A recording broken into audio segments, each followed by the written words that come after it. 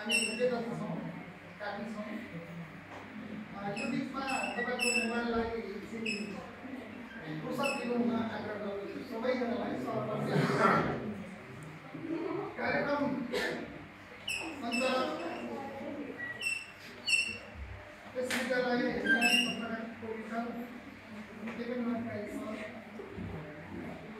यस विदाई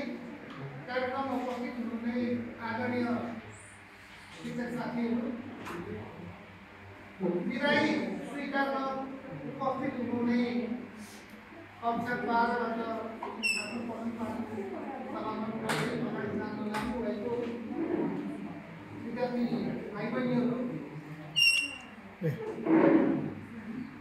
यहाँ धेरै कुरा आए तपाईँ स्वयं विद्यार्थीले पनि आफ्नो कुरा राख्नुभएको छ सरल स्वागत मन्तव्य साथमा आफ्नो भनाइ राख्ने क्रममा